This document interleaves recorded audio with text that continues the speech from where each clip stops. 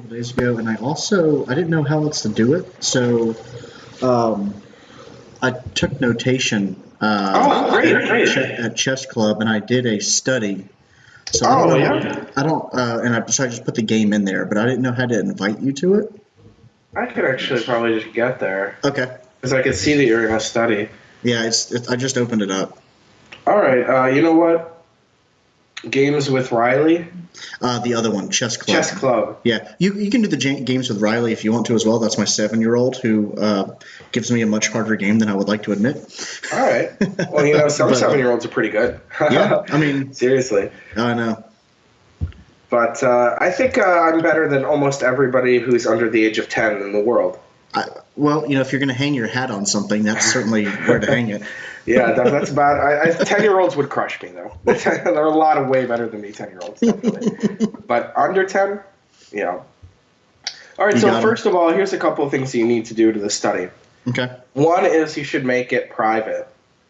Okay. So you see where it says like one chapter, one Uh huh. member, and then there's that menu next to one member. Yeah. And if you click it, one of the options is visibility. Mm-hmm. So make that invite only. Okay. That'll actually kick me out. I won't be able to see you anymore, so you're going to have to invite me after that. All right. Yeah, now So it says, add sorry, the study's members. private. So, yeah, go to the members part and then add me. Yeah, you did it. So, yeah, that's what you should do. Then, it's your own private Idaho study. Cool. Oh, here's another thing you should do is make me a contributor. You can do that by clicking members and then click a little gear icon next to my name. Yeah, I gotcha. It says I slid the little Yeah, thing now I'm over. a contributor, exactly. Cool. A little slidey deal there. All right, so now when I make a move, you should be able to see it, right? Yep. Great. All right, let's take a look at this game. What color did you have? Which one are we here? This is the the chess one. I don't know. Well, you see I'm making the move, so that one. Yeah, I'm black. All right. We could also flip it. Let me flip it for you.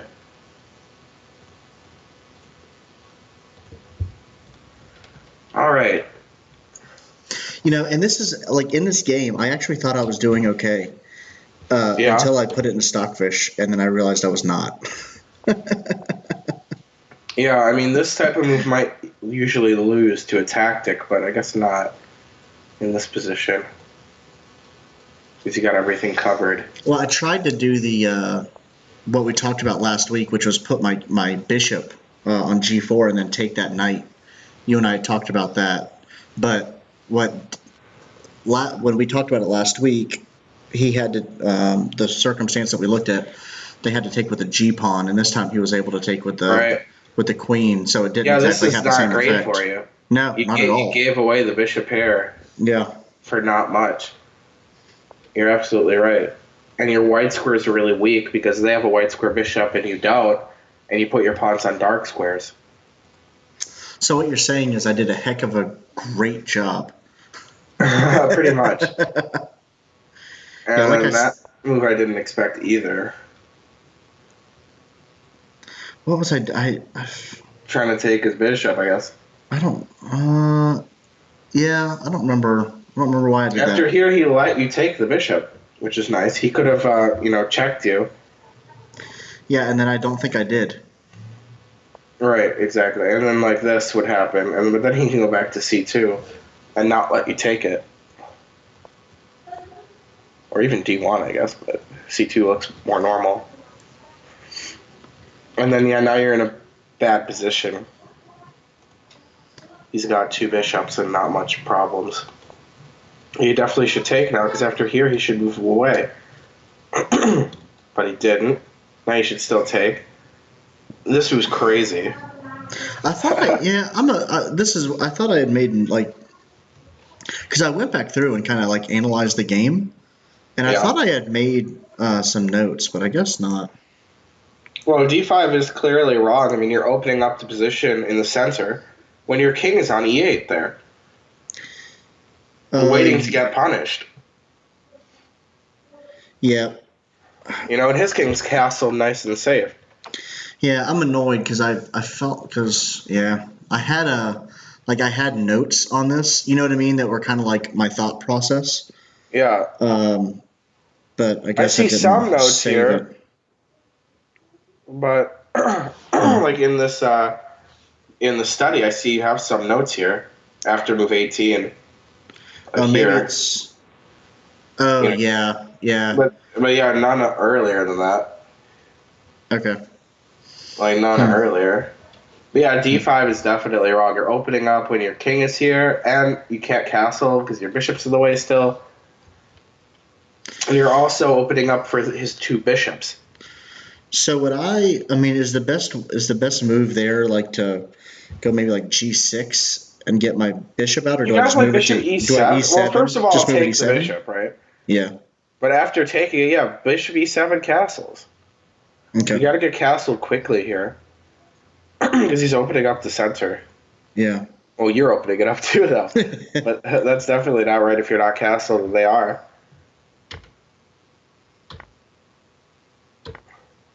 You're just totally busted here. Yeah, it wasn't good. Here you thought you were okay?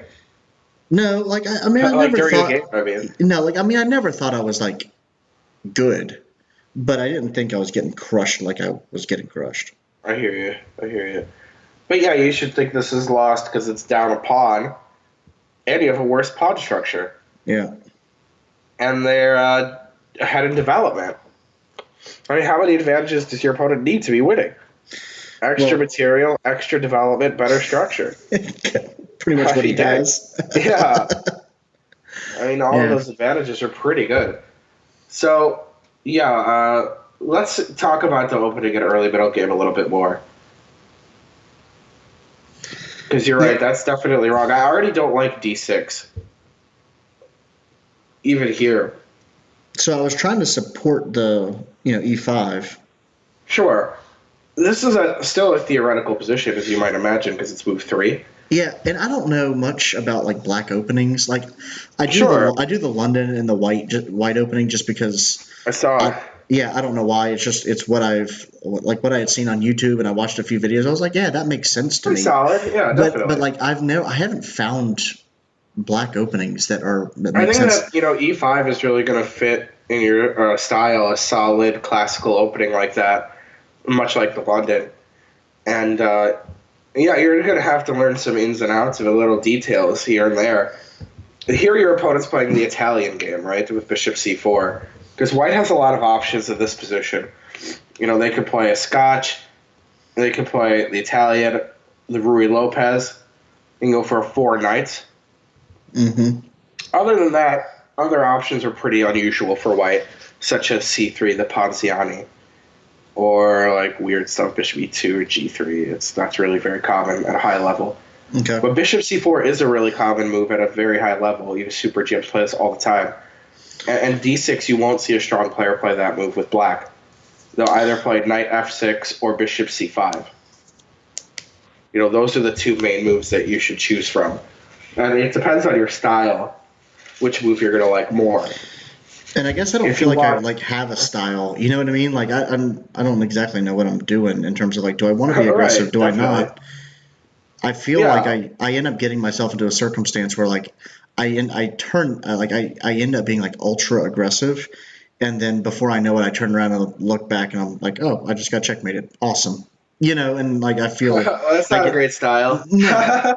That's Definitely so not. like I feel like I end up getting kind of lost. So like I've tried to look up stuff on like the Sicilian and some other stuff. I just don't know. Like the Dutch, I've tried to do the Dutch for a little while. I didn't seem to be great at that. Yeah, well, Um, there are a lot of openings that are more like hyper modern openings. Hyper modern opening is where you don't control the center with pawns right away. You don't mhm. occupy the center with pawns right away, but you play like to let your opponent occupy the center. For example, a really common opening is the King's Indian defense with black here. Mhm. You'll see that black is obviously not occupying the center with pawns yet. He'll wait for the middle game for that. And he's fianchettoing his bishop. These are hallmarks of hypermodern openings. But he's still attacking the center with his knight. Knight's controlling the square too. And hand, the bishop is getting in there, and he will strike in the center with one of his pawn breaks, c5 or e5. It's also like c5, d5, with the idea to play b5 later. That's another pawn breaker, e6. So you've got pawn breaks, f5, A lot of times e5, d5, f5 is the play. Get your knight out of the way for f5 is the typical play. It's really difficult to play hyper-modern openings if you don't understand classical pawn structures, first of all. Okay. Because you don't know what you're aiming for. Right. A really good example is the Sicilian defense. Like in Sicilians where they play e6, not all Sicilians are like that. A lot of times, a lot of times black is playing with d5 later. But it's basically impossible to know when to go for this break if you don't have a good understanding of classical structures. Because once you play d5, white will either take it or push, both of which are classical pawn structures. Isolated queen pawn, if takes, which is really common in a lot of openings. Right. And also d5, e5. That's like a French structure, if that ever occurs. But how are you supposed to know when to play d5 in a Sicilian if you don't know anything about that French structure and you haven't had isolated queen pawn before? Like, if you don't have experience in classical pawn structures like those, you won't know when to break correctly or properly in a hyper-modern opening. Right. Because, hyper-modern openings, eventually you're going to attack the center usually. You're just using your pieces first, usually fianchettoed bishop, and playing more dynamically for a pawn break at an opportune moment. As opposed to just directly putting pawns in the center. So I think for now you need to play a more classical opening like e5 or a French like e5 d6 or e6 d5 or a Carol Khan. Those are the three classical openings I'd recommend for you. Okay. e5 is great though. There's no problem with this at all. But you could know move 3. Yeah, it's only move 3, right? So know a little bit more before you abandon it or look for more sharper, hyper-modern openings. I've been told that, the F pawn is, a huge target for white and for me to not move it. Right. Right. Absolutely. And I think that's why I'm not like freaked out, but, with him moving that bishop there and attacking the F pawn. Yeah, I think I got nervous, But as ancient as chess itself. This position's been studied for several hundred years. Even in the 15 and 1600s, old guys like Greco and Philidor, guys like that, they analyzed this position already. And it's at first, a really aggressive looking move because this is the weakest diagonal for black. Yeah. As far as his king is concerned. And white is directly putting the bishop there. And it's very logical, too, because you can't play back to e6. Right. So this is a good time. Like, you'll see lower-rated players, if you play the Sicilian, they'll play, like, bishop f4 here, where it doesn't make as much sense because you could block it. Right. But after e5, it does make sense to play an Italian here. And it could be a sharp way for white to play, but usually when two super grandmasters are playing, it's actually pretty boring. This is like a pretty boring opening if two super GMs play because the most sharpest options for white are not really that great for white. If black knows what he's doing against the sharpest lines, it's actually pretty easy to equalize. But you might have to know a thing or two because white could put a little bit of pressure on you. Mm-hmm. But, with black, I faced a lot of very sharp options here. White can go c3, d4 with that idea. White could even, if you play knight f6, knight g5 is a main move for white there. That's a really sharp line. There's also, if you play bishop c5, there's b4, a gambit. And white has, these sharp, the Evans gambit. White has these sharp options to go for, but they're not objectively, very good for white. You just have to know what to do against them and handle them in a proper way. So what would you recommend from a pawn structure learning? Where do I go for that? You know what I mean? Right. How do I study that, or how do I start to round out knowledge? Well, that's kind of the chess coach's job, right? To show you different typical structures. But obviously you don't really have a good foundation for that. yet. Yeah. Okay. All right. You know, you don't have a lot of experience, and so you don't even know where to start. But this is a good start for you to look at your games because the structure you get in your game is a typical structure. Even though you didn't really play in a very accurate way, this pawn structure is pretty normal, where they're trying to play d4 and you're trying to play d5. Yeah. That's really common in a double king pawn opening. So Yeah. you just need some experience with double king pawn openings to iron out the details. Okay. All right. So here, I think for you, I'd just recommend bishop c5. You know, that's the most solid move. That allows the least amount of complications, actually, and it's super GM approved. You know, you see tons of Magnus games here, Fabi, Anand, Aronian, Wesley So, all the top names here all the time. And I'll give you a brief rundown of it. Excuse me. Basically, White has three big options. One of them is the sharpest, to just give up a pawn. This is the Evans Gambit. You can even see it calls it the Evans Gambit up at the top there. Okay. Or their other options are to play with either c3, d4, or like c3, d3, and then maneuver around a lot and not play d4 till later. Okay. And that is actually the most typical way to see Super GM games proceed. You'll see them playing like c3, knight f6, d3. This is like the Super GM way to go. Tons of Super GM games here. Then I imagine White would try to get the bishop out and then his knight type This thing. one? Yeah. Not exactly. A lot of times this bishop stays here for quite a bit. Okay. A really common way for White to get developed is moving this knight around here. Yeah. Okay. And then up to f5. And castling at some point in there. Yeah, even Yeah. early, right? Even early castle. But yeah, I mean, for example, Black has three options here, but they're all pretty similar. You could even see Black playing all three of these in the next three moves. Mm-hmm. Castles, d6, and a6. a6 is nice to preserve this bishop. The other two moves are obvious why they're right. Mm-hmm. But let's play d6. It's the most straightforward, I think. Okay.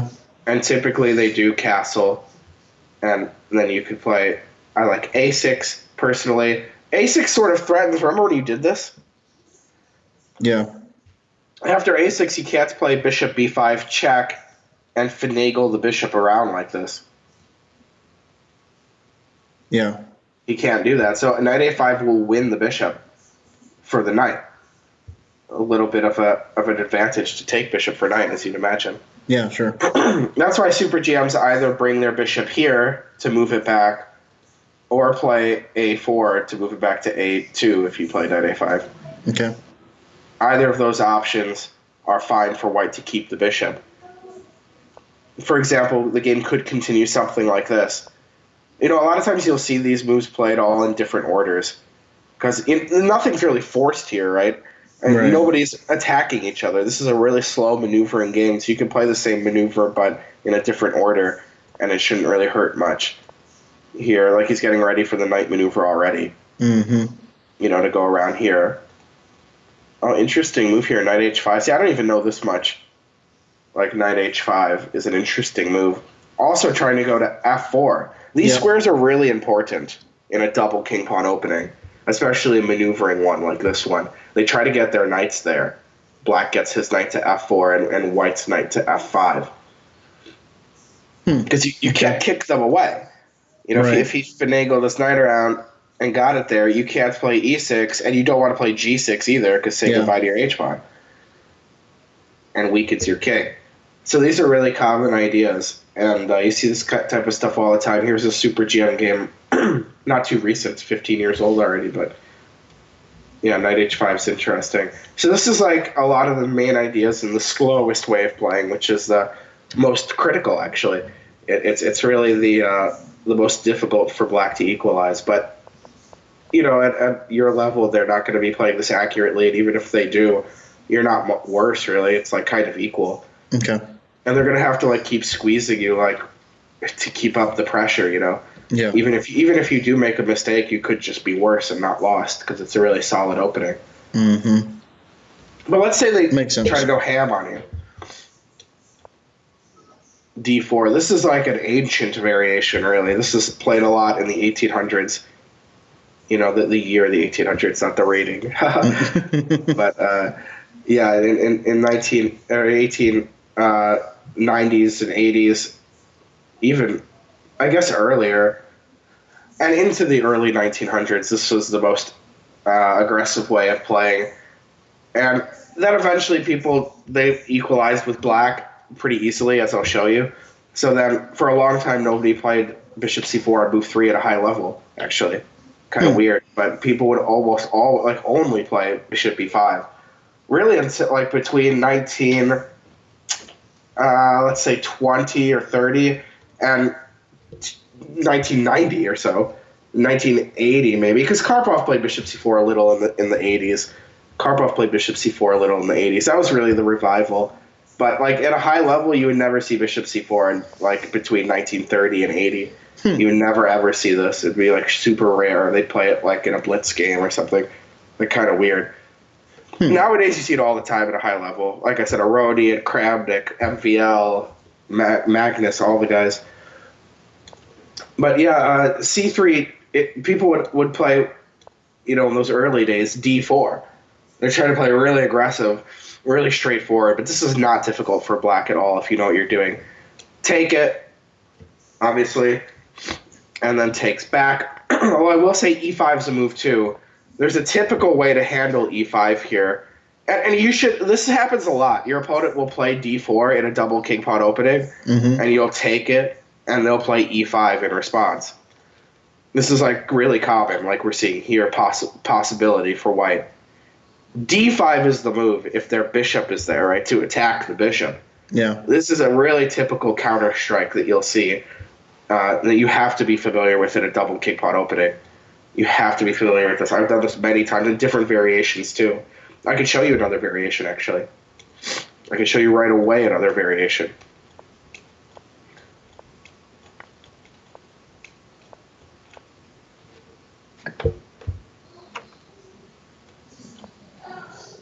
Right? Yep. So, yeah, exactly the same, right? Yeah. Here.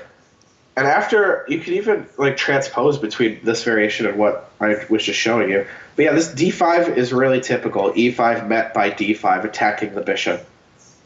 And then Makes you can sense. play it at e4.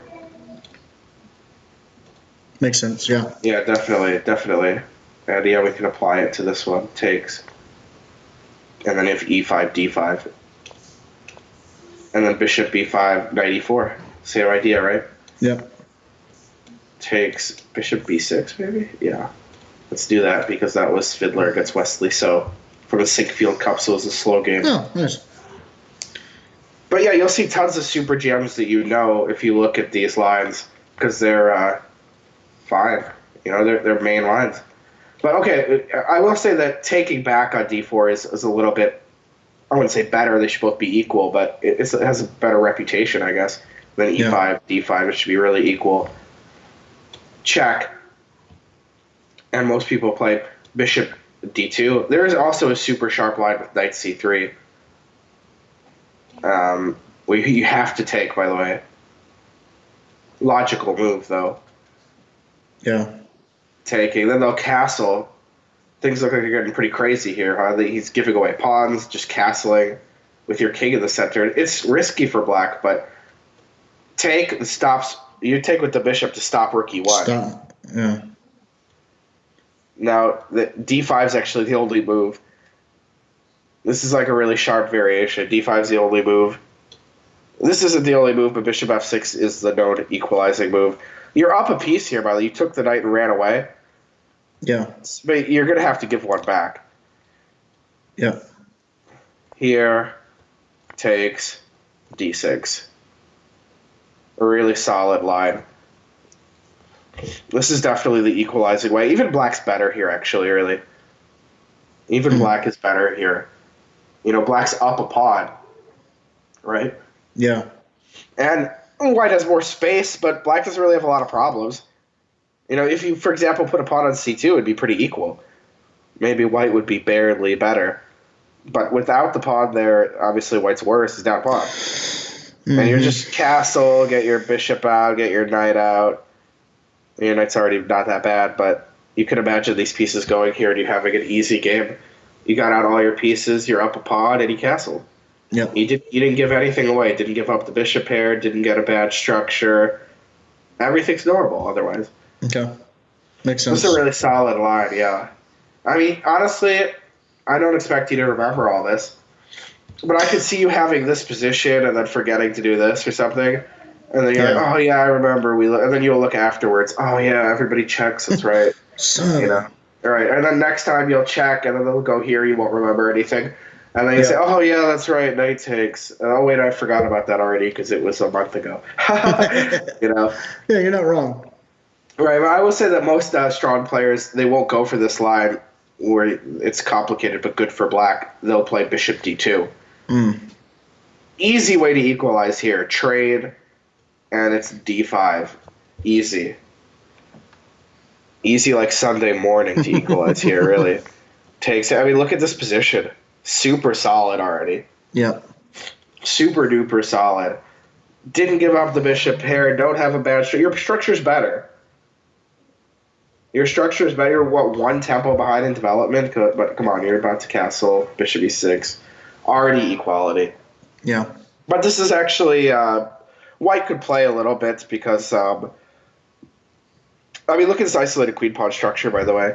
Remember, I told you have to play some classical structures if you ever get this variation, which is totally possible. I mean, I have students who are like under 1200 and play in tournaments, and they have this position all the time with both colors. Yeah. Even though you might think people who are 1200 can't play 9 moves of opening theory, well, it's really solid and really easy to play. You know, really straightforward stuff, really classical stuff. Okay. D5 is like the typical break. If you can get this in, you got it. Weak players sometimes play D6. That's wrong. D5. Gotta play D5. Give him an isolated pawn here. Absolutely. Makes So yeah, sense. these are the two main lines that white can do if they play C3, D4. They've Okay. got that bishop D2 to handle the check, which is about equal, or knight C3, which actually is good for black, but it's sharp. And then, yeah, like D3 is the classy way. I didn't talk about the gambit, though. B4. Complicated move, too. Takes C3. Now you've got options. You can move your bishop to almost any square that's not hanging. All of these 4 moves have been played by grandmasters. I think the easiest to play is bishop E7. That's like a really easy move to play. Just bring your bishop back to a good square. Bishop C5 gets hit by the pawn. Bishop A5, I wouldn't really call that a good square. I'd call that kind of bad. I mean, the center is better. But it does pin this, so it makes D4 harder to play, although white still plays D4 after that anyway, just sacrificing pawns. But white just sacrifices a lot of pawns here. That's basically the play here. Now, a lot of people, they'll take here. That's wrong. That's right if the bishop's on A5. But if we play bishop E7, one point is to actually play knight A5. Yeah. I thought about that. Yeah, Makes just your like how you makes the bishop did in your move. game. Yeah. Knight A5 is kind of xCloud because this is really early. I mean, usually you're not playing knight A5 before knight F6, D6, castles, and then knight A5, like we saw in the slow variation. Mm-hmm. You know, remember this one? We're doing all this stuff here, and then we're like threatening knight A5, and then they stop us, so we just don't even do it. You know, Yeah. It's like this is a little bit more subtle and difficult to understand variation. Here, white's sacrificing a pawn for a quick initiative, and black has to play it sort of accurately to hold on here. Knight A5 is xCloud. How did Kasparov Anand go? Was it knight E5 here or bishop E2? No, it was knight E5. Bishop E2 is another move. Knight E5, knight C4, knight C4, D5. Right? You better have been thinking about D5 there. Mm-hmm. That's the move. Same. Right? Yeah. Same thing. Just with a knight there instead of a bishop. Yeah, and they can't. What's nice is they can't play just knight C3 to attack your queen. Right? It's impossible to do that. You know, after you take. They can't go here and get a tempo. Yeah. So like this. Yeah, and I mean, Nigel Shorts had this position with black and white here. Look at all that. Nigel Short all over the place here. Mm. And White I'm has not, 2.5 out of 3 in these games. I'm not familiar with him, honestly. Nigel Short? Yeah, I've never heard that He name. lost to Kasparov in the World Championship in 1993. Which one of these games was played in '93, but it wasn't the World Championship. It was the London Rapid Theme Tournament. Theme tournament. All right. Yeah.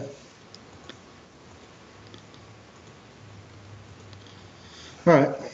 Yeah. So, anyways, the Joko Piano. I mean, the Evans Gambit is really sharp. B4. But if you know this with Bishop E7, Knight A5, you already know more than anybody that you'll play. Okay. Really, like if you know, I'll take the pawn, Bishop E7, Knight A5. That's all you need to know for Evans Gambit. So that'll do you for the Italian. Bishop C4, Bishop C5. That's all you need to know until you're about an expert. Okay. So you can, like I said, you could save this. Let me delete these stupid things. I was just like showing you. Oh, actually, I can't delete them.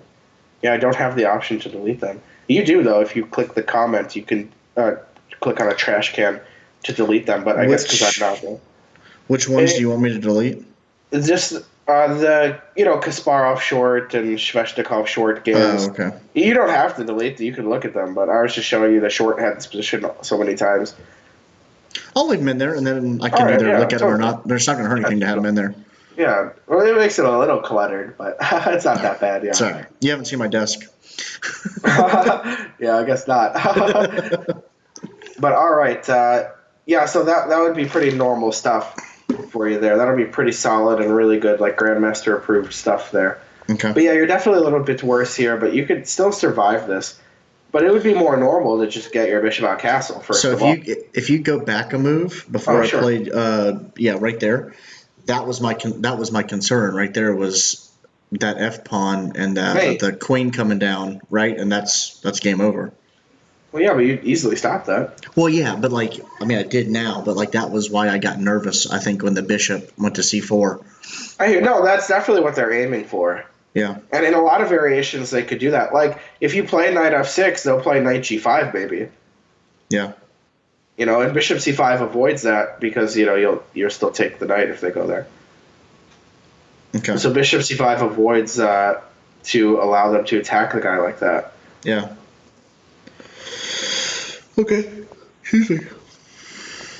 And yeah, you saw that you easily defended it, so it wasn't a big worry. Yeah. And if you're so worried about it, you probably should take the bishop. I should have just taken the bishop, yeah. Yeah, opening it up is so risky with your king there. That's definitely not a classical strategy. And you're down a pawn now. Whoa.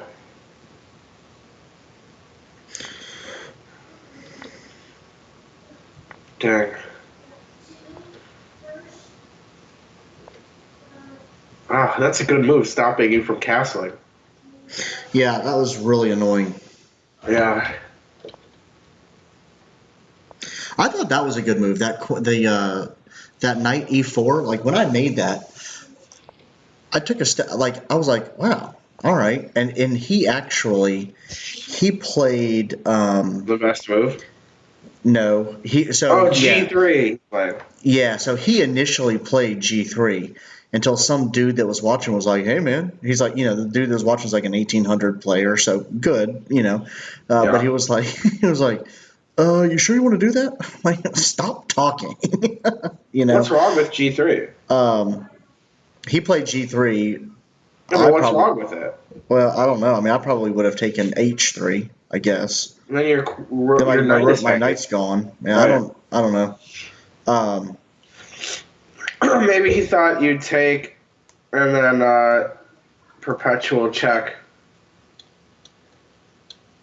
I mean, if I had taken and then F takes and then queen and then draw.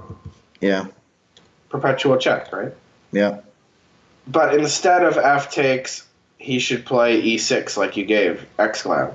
Or actually just like anything. But obviously E6, yeah.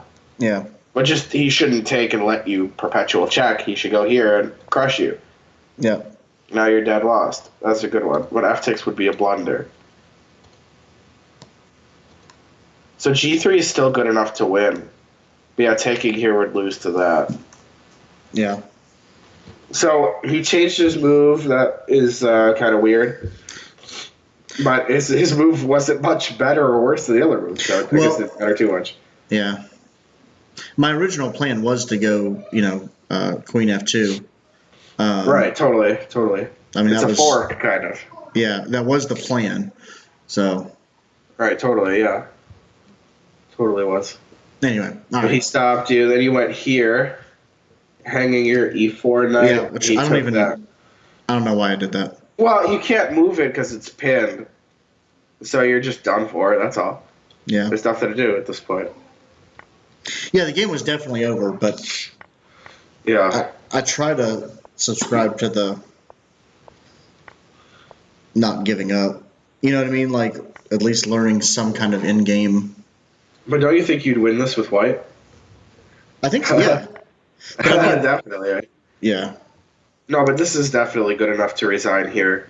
You should just keep playing until the position's so easy to win that you would beat Magnus. Like if you're like, man, I'd beat Magnus if I had my opponent's position, then you have to resign. I mean, yeah, as soon as he went F7, then my rook has nothing to do. Yeah, he's just going to move his rook and mate you. It's just done.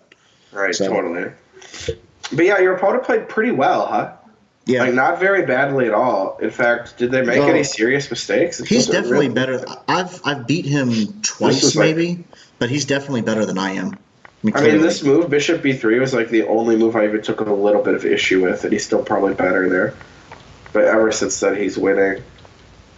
But yeah, you're right. You went a little aggressive when it was too early, like you said. This was too aggressive. Going back and looking at things, like I know I do that. You know what I mean? You got to get ready first. Yeah. But you need to cross the line to know when to know where it is, right? Yeah. So you might as well play more aggressively now, because it doesn't really matter.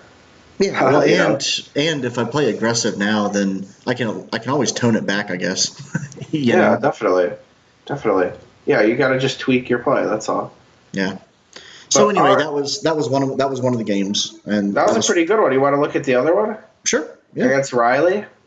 Well, let's look at we can do that. Oh, here we go. F3, huh? Oh. I mean, you said you might want to, but yeah, we can. Oh yeah. You know what? You should do the same thing I told you about before. Make it private and then invite me again. Yeah. Let me figure out how do I get there. Learn, study. Is that right? Yeah, and then you can go to my public studies or my studies, and it should be one of those. My studies. Looks like you're here. Yeah. I'm going to make it private, and then I'm going to add you. Okay. Oh, yeah, I see it. You made it private. It said, I like that. It says, this is private now. All right, and you're a contributor. Great. What color did you have this game? So black? I'm black in this game, too. Yeah, that makes sense, because I don't think you'd play F3 on move 2. No. So anyway. E4 is a good move. F3 is not. C3 is all right. Knight E7. I'd probably play the move of the day, D5. Here. Yeah, computer likes it the most. Definitely. I like to play D5 when my opponent plays C3, because then they can't play Knight C3. Remember we talked about this last time? Mm-hmm. Can't play the Knight there. I'll show you some examples, like E4, C5. Here's a game I had in my last tournament, round 1. D5 is the main move after C3. And then D5. if he takes, you just take with your queen? Yeah, and then he'll try to play Knight C3, but it's illegal. So then he touched his knight, he had to play here. No, not really. Not really. But yeah, that's the point. And in fact, even in a double king pawn opening, it's like that sometimes. The Ponziani.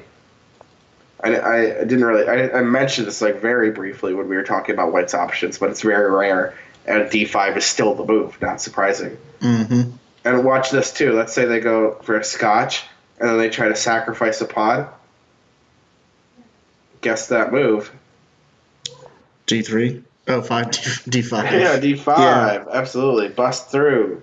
Because knight can't come in there. So yeah, d5 is a really critical pawn break that you have to try to get in. A lot of times you won't be able to because your opponent will make it illegal. I mean, not really illegal, but make it hang a pawn or Yeah. make it so you have to move your queen out, which you don't want to do because knight c3 will come with the tempo. But if they can't play knight c3 with the tempo, it's a pretty good idea to consider. Sure. So yeah, that's why I would just do it. Nike. b4. That's a pretty weird move too. b5. Come on, what's going on here, Riley? Well, he is 7, and he's been playing for about 3 months, 2 or 3 months. All right. So, But didn't you teach him any pieces other than the pod? yeah, actually, so he and I actually analyzed this a little bit afterwards. He wanted to sit down at the computer with me and look at it. That's good. And That's really good. Yeah, and he said, "Wow, I moved my pawns a lot and didn't touch any of my pieces." I was like, yeah. He probably didn't realize during the game. I don't think he did, but hey, it's good to look at it afterwards. Yeah, at least he realized it afterwards. You know what I mean? Definitely. Yeah, absolutely. That's great. Still d5, right? Yep. Oh, well, look, he finally gets out a piece. Hooray. Great job. a6, I love that move. That's a really good positional move. A lot of times your opponents will attack too early on the queen side. You can play a break like a6. It's tough for them. If they play here, it doesn't work because of their rooks hanging. Yeah. So c4, even that's good for you because you just trade a pawn for c pawn. Just trade those two. That helps black, definitely. So taking is the most logical move. Knight takes, bishop c8. Yeah, this all makes sense. And d4 definitely is the most logical move. Although, well, maybe he should get some pieces out. But yeah, you didn't really play to open up the center. Or f5. Yeah, you got all your pieces out and castled, and then they're probably a 7-year-old. So, you got to open it up. Yeah, and that's one of the things, I think I mentioned last time, I have a very hard time figuring out how to attack. Like how to coordinate pieces, you know what I mean? And kind of move them forward in a checkmaking type pattern, I guess. Your pieces, right? They're already out just because of the natural course of the game. And now here you are. You're here. You have a lot more development than your opponent. So you want the position to be open. Okay. You're up 4 tempi in development. You've castled and developed 3 pieces. That's 4 moves that your opponent has to do that you already did. Yeah. You're 4 moves ahead. That means you're totally winning. That's just all it means for 0 pawns. But the way you win is by opening the position up. If the position's closed, your opponent has less of a chance of being attacked. Queen e6 is a big mistake, and I think d5 is the right idea. They've got to close it down. Although your bishop's really good, but at least that they're not letting it be open yet. At least not right away. They should still be totally winning because they got no pieces out, and you could still later play f5 and c6 and stuff. But let me show you some examples of what I'm talking about. A lot of times in some openings, one side or the other doesn't develop the pieces so early, and they end up moving a lot of pawns, but it stays pretty closed, or they end up moving their pieces over and over and over again, right? And I'll show you a really good example. Here's an opening that I like to play with white. It's Nimzo Indian defense with f3. Now we'll see here that black has a lot of options, but I'm going to show you one option that black has that looks really weird. You wouldn't expect strong players to play this way. Well, first of all, d5. That's pretty normal. a3. This is already kind of a weird move for white because you're making the guy double your pawns, right? Mm-hmm. And you normally don't want to force the guy to do that. But you'll notice that after d5, I'll undouble the pawns at my leisure. So that's kind of why white plays a3. But black doesn't have to take. Often black backs it up. Moving the bishop yet again, wasting a tempo, basically. Going b4, then back to e7 is pretty unusual. Yeah. After e4, not e3, yet another non-developing move by black, followed by a third in a row, and then even another move with the same piece. And this is like a main line. It's kind of weird for both sides. Yeah. Both sides are moving their pieces around a lot, especially black. And white's made a ton of pawn moves and not developed the pieces. But the center is closed. This is the big deal. The center is almost entirely closed. I mean, if you put a pawn on d6 and f2, then it would be. But that's kind of the point. If the position's open, people don't move their pieces around back and forth and make all these pawn moves. Mm-hmm. They'll be way behind in development, and with an open position, you're going to get crushed. With the closed position, you have more time. Your opponent won't immediately punish you. And that's what both sides are kind of going for here. Neither side can really make a quick attack against the other, and so they both sort of agree to jockeying around a bit and try to get the best position for their pieces, even though it takes a little bit extra time. But there's a ton of Super GM games here. The most famous one is Nakamura Carlsen from 2014. I remember watching this game live. Nakamura was completely winning with white and lost. It was pretty funny. So should I try? Do you think I should try to play closed games, like as I'm learning pawn structures and stuff like that? Like I think that you should aim for what the position demands. In this position, you should not play in a closed game because your opponent didn't develop any pieces. Yeah. Right. Now, you could aim for closed openings. I mean, a closed opening would be the French defense or Caro-Kann, with black. Like, those are more closed openings than e4, e5. And you'll get more structures that are, like, completely occupied the center in a closed fashion. Like, it's a totally closed position already. Classical structure here as well. So you'll get this structure a lot in a French or a Caro-Kann. It'll be like this. And then they'll later play e6 after getting out their bishop. It's the difference. But c6, c5 is slower for black. So that's the difference between the French and the Caro-Kann. The Caro-Kann's a little slower to play c6 than c5 later. But the French blocks the bishop in permanently. Well, that's not the case of the Caro-Kann. But you don't need to do that. You can organically obtain closed positions. Like in this game, which is obviously not theoretical, your opponent closed the position. Right? Mm-hmm. They closed it down. So that'll happen, and you still have to make your breaks, right? This is the most typical break in the structure. Like if you played the French a lot, then you would know that you should attack the base. Okay. Yeah, that's good. Yeah, c5. Attack the base of the pawn chain. This is the pawn chain with both pawns. Or both colors pawns, I mean. So if I played c5, would the response be c3? Yeah, exactly. Yeah, the classic advanced French here. I have a ton of students who play the French. I actually recommend knight e7 here for the record, which is a little unusual, but it's a good move. Okay. I actually try to keep this knight here to play bishop a6, trade the white square bishops, which is a good idea in the structure because you have your pawns locked on white squares. Okay. So, yeah, that's like a pretty typical structure, and you could apply that same idea here. You want to play f5 for sure. c6 also is possible, though. It doesn't seem too bad. Takes, took with the knight. You made a note about pawn takes, which is interesting. I don't think knight takes was bad. But pawn takes is pretty interesting because then you could break here more easily because your pawn is supporting it. Yeah, and I didn't isolate my pawn. That's what I was... you didn't isolate your b pawn, and you take towards the center. Yeah. So this is more strategically correct, yes, but you should still be just totally winning because you're so far ahead in development. Still makes another non-developing move here. And, yeah, you saw, like, in that Nakamura-Carlsen game that they did move around a lot and didn't develop, but it's because nobody could really open up the position. Mm-hmm. And you can open up the position here. I love this move, though. Why not just kick it, right? Yep. Knight c7, okay. As long as you get in some d5, right, like you did. Exclam, now you're talking. Now you're making progress, finally, here. d5, open it up. Absolutely. But you actually gave him some time to get a little developed, right? And you even gave him more time, but he didn't use it. Like f4 and then g3. Well, actually, that was earlier, so I can't really complain about that anymore. but h3? Come on, h3? That can't be right. Gotta get out your knight. Oh, d4, that's the wrong idea, right? You're keeping it closed. You gotta take stuff.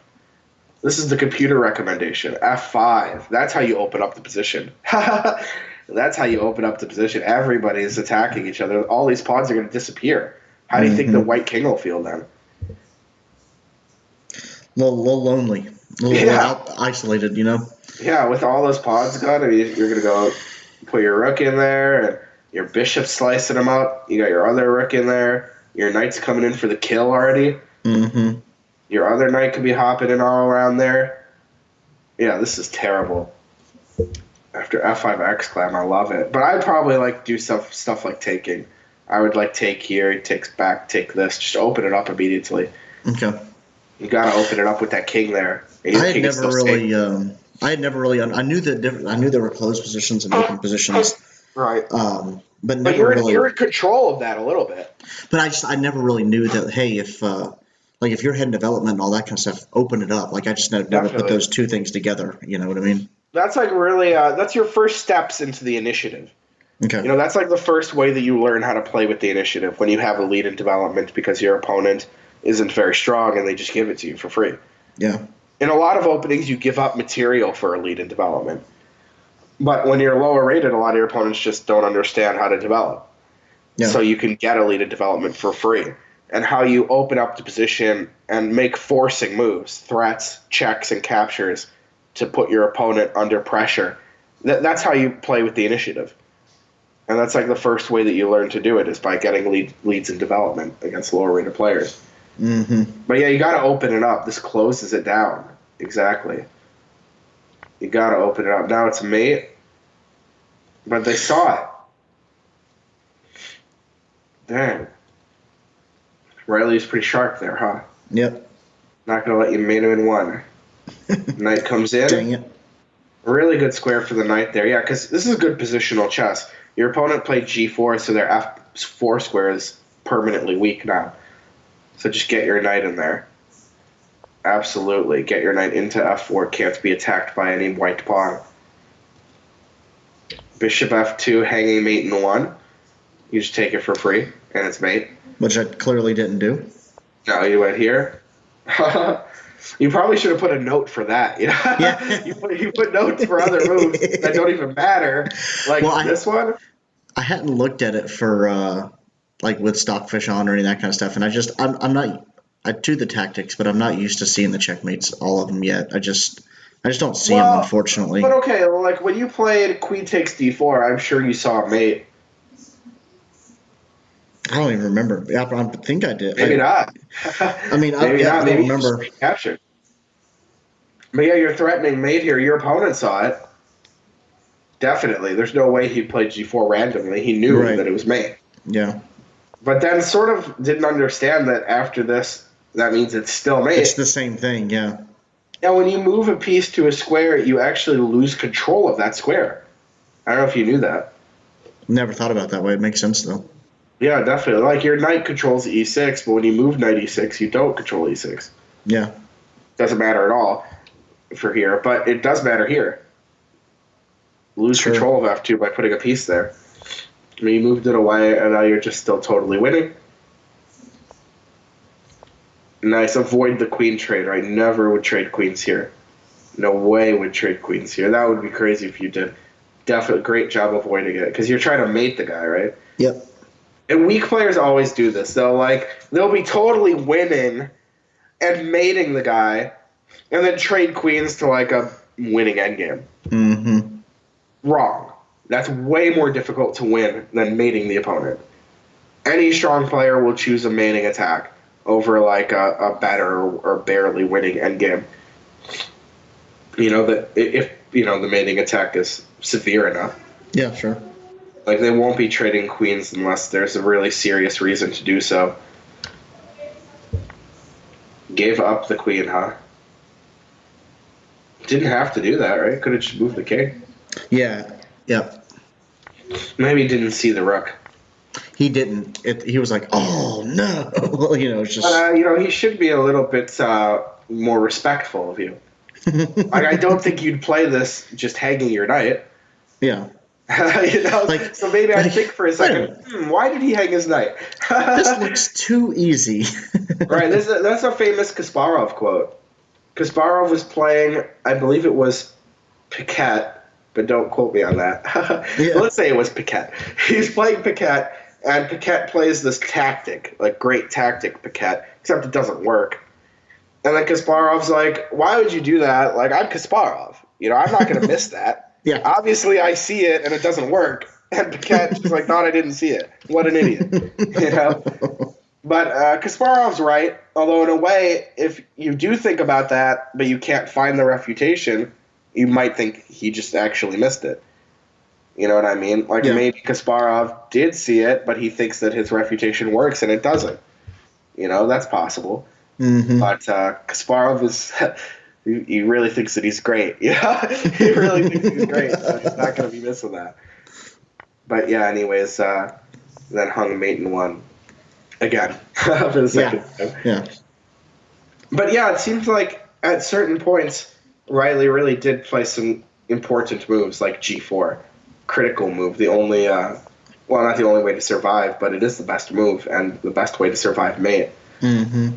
And also, I liked when they played D5, close down the position. Although I sort of get the impression that they only did that to attack your queen. I think that's probably accurate. Like if your queen if you didn't move there, like you played, King H8, they probably wouldn't close it down like they should. But yeah, I think one really important thing that we could take away from both of these games is the time to open up the position.